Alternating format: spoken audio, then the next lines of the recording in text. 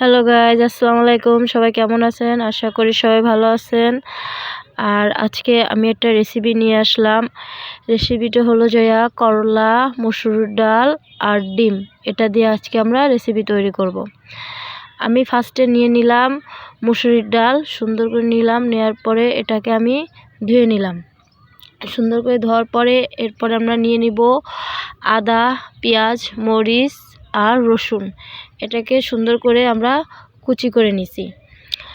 তারপরে আমরা নিয়ে নিলাম করলা কুচি, সুন্দর করে ছোট ছোট করে কুচিয়ে নিতে হবে করলাটাকে।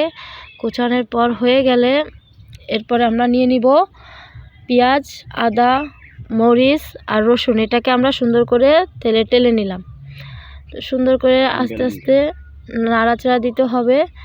নাড়াচাড়া দেওয়ার পরেই যখন দেখবেন একটু লাল লাল হয়ে আসতেছে, তখনই আমরা নিয়ে নিব ব্লেন্ডার।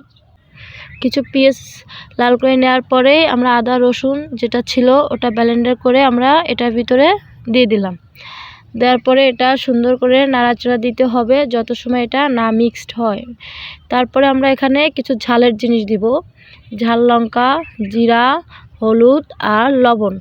লবণটা একটু নিজের স্বাদ মতন দিবেন, পরিমাণভাবে দিবেন, বেশিও না কমও না, জিনিস স্বাদ মতন যিনি হয়। তারপরে আমরা এগুলি সব মিশিয়ে নিচ্ছি, সুন্দর করে মিশিয়ে নেব। মিশানোর পরে সুন্দর যখন এটা কষানো হয়ে যাবে তখন আমরা আস্তে আস্তে নাড়াচাড়া দেব যত সময় মশলাটা লাল না হচ্ছে। তারপরে আমরা এর ভিতরে একটু পানি দিয়ে নিব। পানিটা দেওয়ার পরে আমরা একটু নাড়াচাড়া করব যত সময় এটা না শুকিয়ে যাচ্ছে, তত সময় নাড়াচাড়া করব। এটা কিন্তু খেতে খুবই সুস্বাদু। এরপর যে মুসুরি ডালটা ছিল এটাও আমরা এটার ভিতরে দিয়ে দিলাম। দেওয়ার পরে আমরা এটা নাড়াচাড়া করব যত সময় ডালটা না কষানো হচ্ছে তত সময় নাড়াচাড়া করব। আশা করি এই রেসিপিটা আপনারা আপনাদের ঘরে বানাইয়া ট্রাই করে খেয়ে দেখতে পারেন যে রেসিপিটা কেমন। তারপরে আমরা এরপরে যখন এটা উতলে যাচ্ছে, ডালটা এখন আমরা মশলা দিয়ে ভালো করে সেদ্ধ করে নিচ্ছি। যত সময় ডালটা না সিদ্ধ হচ্ছে তত সময় আমরা নাড়াচাড়া করতে থাকবো। এরপরে আমরা দিয়ে দিচ্ছি যে করলাটা ছিল, এটা কিন্তু আমরা একটু ভাপ দিয়ে নিছি যে তিতাটা একটু কম হয়ে যায়। ভাপ দেওয়ার পরে আমরা এটা যখন ঢাইলা দিলাম, ঢালার পরে এটা এখন নাড়াচাড়া করব, সুন্দর করে কষাবো যেন করলাটার সাথে ডাল এবং মশলা মিক্স হয়ে যায়। রেসিপিটা কিন্তু খুবই সুস্বাদু। আশা করি আপনারাও ঘরে এটা বানাবেন। আর আমাদের চ্যানেলটা একটু সাবস্ক্রাইব করে দিবেন, লাইক করে দিবেন, কমেন্ট করবেন আর নিজেরাও ঘরে বসে ট্রাই করবেন। আশা করি রেসিপিটা আপনাদের কাছে খুবই ভালো লাগবে। আর রেসিপিটা আসলে এই রেসিপিটা অনেকেই খায় নাই, ট্রাই করে নাই। আমিও আজকে ফার্স্ট রান্না করতেছি, কিন্তু আশা করি রেসিপিটা খুবই সুস্বাদু হবে, খুবই, কারণ আমার কাছে এখনই লোভ লেগে যাচ্ছে।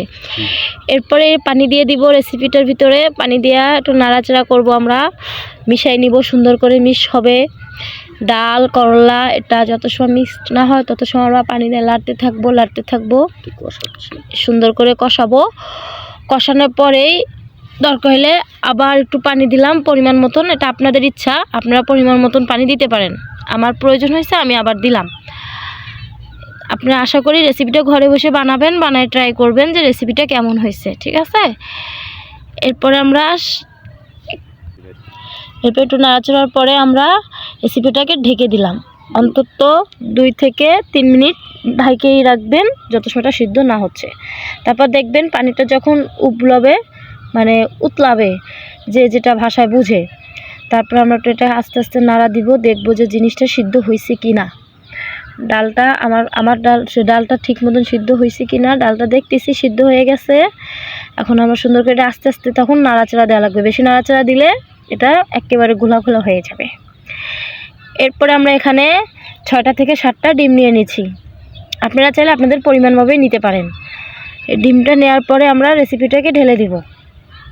ডিম যখন ঢালা হয়ে যাবে, ডিমটা ঢালার সময় দেখতে হবে যিনি কুসুমটা না গলে, কুসুমটা যিনি ঠিকঠাক মতন থাকে। তারপরে আমরা কুসুমটাকে আস্তে আস্তে আমরা খুন্তি দিয়ে নাড়তে থাকবো যিনি কুসুমটা না ভেঙে। সাবধানে আপনারাও নাড়াচাড়া করবেন, কারণ কুসুমটাই হলো সুস্বাদু খাবার।